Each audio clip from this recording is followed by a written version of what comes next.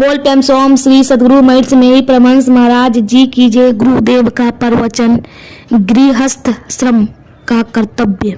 युधिष्ठिर ने पूछा, पितामह, शास्त्रों में कहा गया है कि मनुष्य की आयु 100 वर्षों की होती है।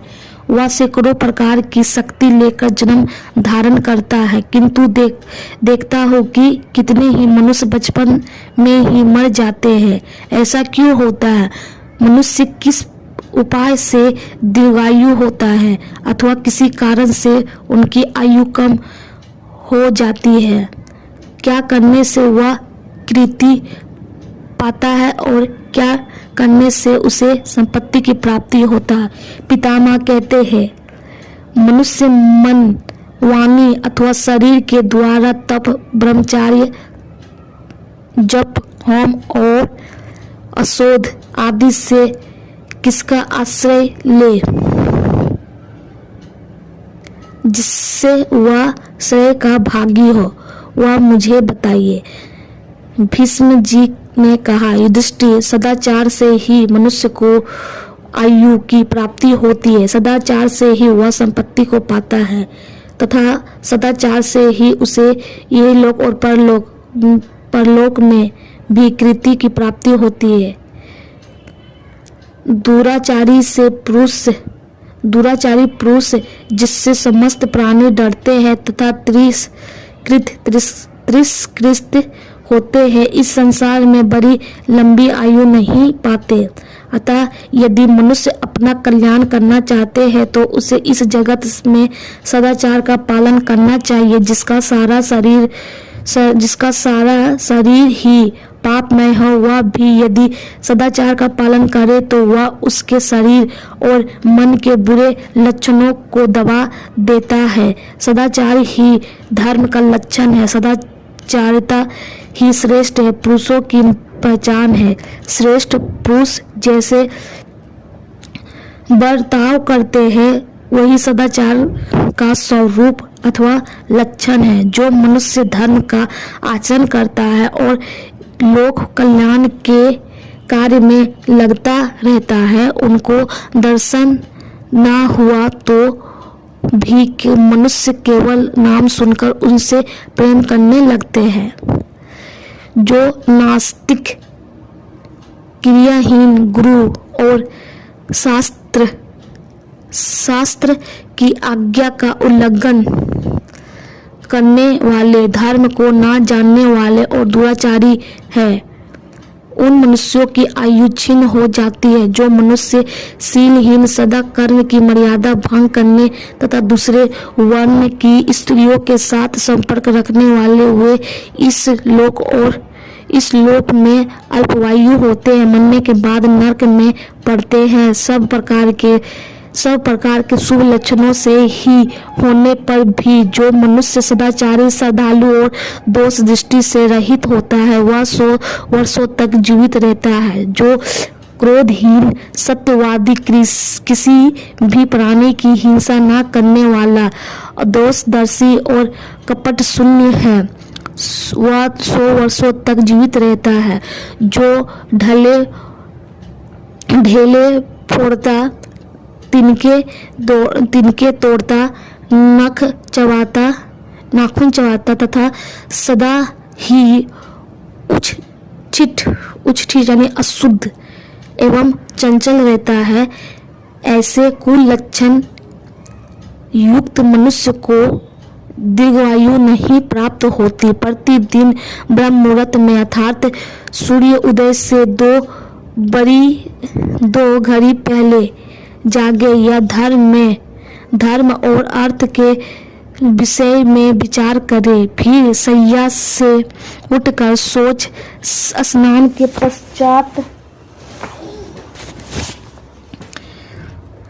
पश्चात आचमन करके हाथ जोड़े हुए प्रातःकाल ही संध्या यानी ध्यानाभ्यास करे। इसी तरह संध्या काल में भी मौन होकर संध्योपासना करे। यह ग्रहण और माध्यम के सूर्य के समय सूर्य की ओर दृष्टिपात न करे और जल में स्थित सूर्य के प्रतिबिंब की ओर भी न देखे। ऋषियों ने प्रतिदिन संयोग उपासना करने से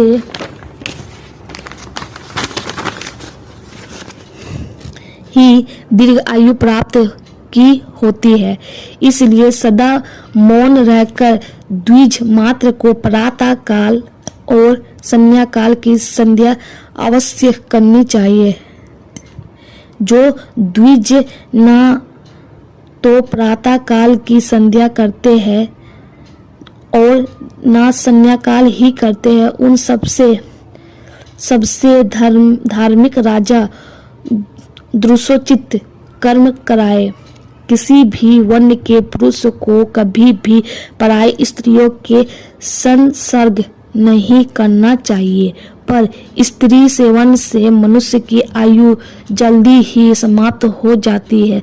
संसार में पर स्त्री समागम के समान पुरुष की आयु नष्ट करने वाले दूसरे कोई कार्य नहीं है। स्त्रियों के शरीर में जितने रोम कूप होते हैं उतने ही हजार वर्षों तक बेविचार पुरुषों को घोर नरक में रहना पड़ता है। केशों को संवारना, आंखों में अंजन लगाना, दांत मुंह धोना और देवताओं की पूजा करना, ये सब कार्य दिन के पहले प्रहर में ही करनी चाहिए। मल मूत्र की ओर ना देखे, उस पर भी पैर ना रखे। अत्यंत सवेरे अधिक सांझ हो जाने पर और ठीक दोपहर के समय कहीं बाहर ना जाए।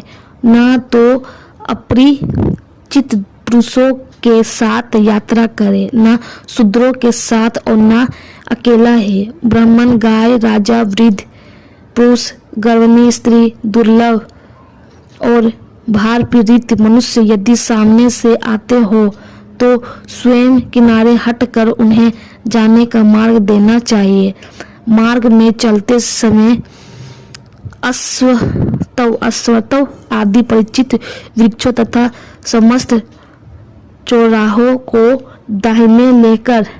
दाहिने करके जाना चाहिए।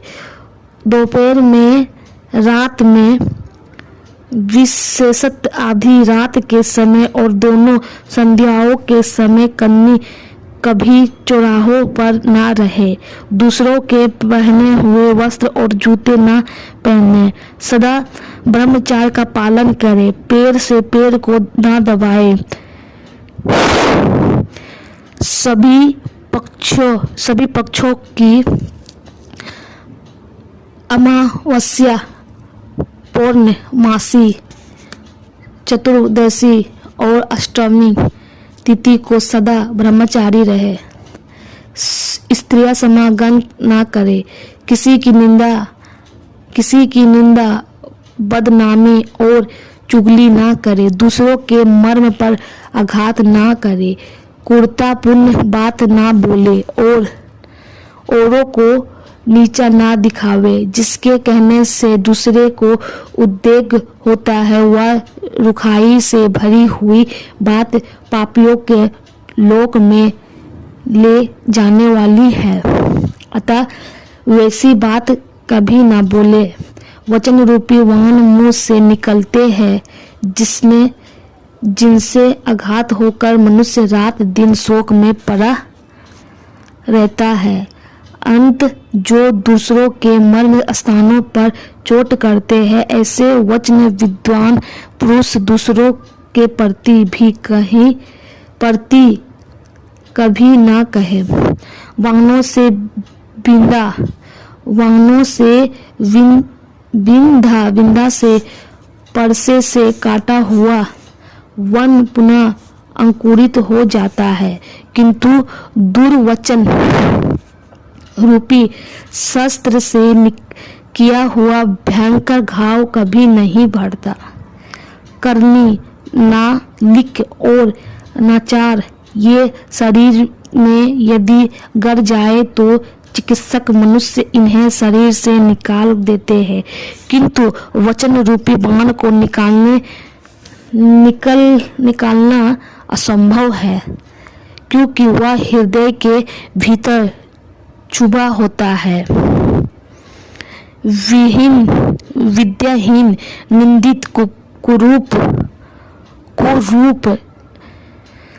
निर्धन और निर्लभ मनुष्यों पर अपेक्षा करना उचित नहीं है। नास्तिकता, वेदों की निंदा, देवताओं को कोसना, द्वेष, उखंडा, अभिमानी और कठोरता, इन दुर्गुणों का त्याग करना चाहिए। क्रोध में आकर पुत्र या शिष्य के सिवा दूसरे किसी को ना तो डंडा मारे और ना उसे पृथ्वी पर ही गिरावे। हाँ, शिक्षा के लिए पुत्र या शिष्य को ताड़ना देना उचित माना गया है। मल मूत्र त्यागने और रास्ता चलने के बाद तथा स्वाध्याय और भोजन करने के पहले पैर धो लेने चाहिए। संध्या काल में ना सोए, नित्य स्नान करे और सदा पवित्रता पूर्वक रहे। सूर्योदय होने तक कभी ना सोए। यदि किसी दिन ऐसा हो जाए तो प्रायश्चित करे। प्रतिदिन प्रातः काल सोकर उठने के बाद पहले माता पिता को प्रणाम करे, फिर आचरण तथा अन्य गुरुजनों का अभिवादन करे। इससे दीर्घायु प्राप्त होती है। अत्यंत बुद्धिमान पुरुषों को मलिन दर्पण में कभी अपना मुंह नहीं देखना चाहिए। अपरिचित तथा गर्भिणी स्त्री के पास भी ना जाए। द्विज, विद्वान पुरुष विवाह से पहले मैथुन ना करे, अन्यथा वह ब्रह्मचारी का व्रत को भंग का अपराधी माना जाता है। ऐसे दशा में उसे प्रायश्चित करना चाहिए। वह पराई स्त्री की ओर ना देखे और ना एकांत में उसके साथ एक आसन पर बैठे ही इंद्रियों को सदा अपने वश में रखे। स्वप्न में भी शुद्ध मन वाला होकर रहे। उत्तर तथा पश्चिम की ओर सिर करके ना सोए। विद्वान पुरुष को पूर्व अथवा दक्षिण की ओर सिर करके ही सोना चाहिए। टूटी और ढीली खाट पर नहीं सोना चाहिए। अंधेरे में पड़ी हुई सैया पर भी सहसा शयन करना उचित नहीं है। उजाला करके उसे अच्छी तरह देख लेना चाहिए। किसी दूसरे के साथ एक खाट पर ना सोए। इसी तरह पलंग पर कभी तिरछा होकर नहीं, सदा सीधा ही सोना चाहिए। नास्तिकों के साथ काम पड़ने पर भी ना जाए। उनके शपथ खाने या प्रतिज्ञा करने पर भी उनके साथ यात्रा ना करे। आसन को पैर से खींचकर मनुष्य उस पर ना बैठे। गले में पड़ी हुई माला को कभी ना खींचे। उससे कपड़े के ऊपर ना धारण करे। रजस्वला स्त्री के साथ कभी बातचीत ना करे। बोए हुए खेत में, गांव के आसपास तथा पानी में कभी मल मूत्र का त्याग ना करे। देव मंदिर, गौओं के समुदाय, देव संबंधित वृक्षों और विश्राम स्थान के निकट तथा बढ़ी हुई खेती में भी मल मूत्र का त्याग नहीं करना चाहिए। भोजन कर लेने पर छींक आने पर, रास्ता चलने पर तथा मल मूत्र का त्याग करने पर यथोचित शुद्धि करके 2 बार आचमन करें। आचमन में इतना जल पिए कि वह हृदय तक पहुंच जाए। भोजन करने वाला पुरुष प्रतिदिन पूरब की ओर मुंह करके मौन भाव से भोजन करे। भोजन करते समय परोसे हुए अन्न की निंदा ना करे। जो मनुष्य पूर्व दिशा की ओर मुंह करके भोजन करता है उसे दीर्घायु। जो दक्षिण की ओर मुंह करके भोजन करता है उसे यश, और पश्चिम की ओर मुंह करके भोजन करता है उसे धन, और जो उत्तर विमुख होकर भोजन करता है उसे सत्य की प्राप्ति होती है। बैठकर ही भोजन करे। चलते फिरते कदापि भोजन नहीं करना चाहिए। खड़ा होकर पेशाब ना करे। राख में तथा गौशाल में भी मलमूत्र ना करे। भीगे पैर भोजन तो करे परंतु शयन ना करे। भीगे पैर भोजन करने वाले मनुष्य 100 वर्षों तक जीवन धारण करता है। जब कोई वृद्ध पुरुष अपने पास आवे तब उसे प्रणाम करके बैठने को आसन दे और स्वयं हाथ जोड़कर उसकी सेवा में उपस्थित रहे। फिर जब वह जाने लगे तब उसके पीछे पीछे कुछ दूर जाए।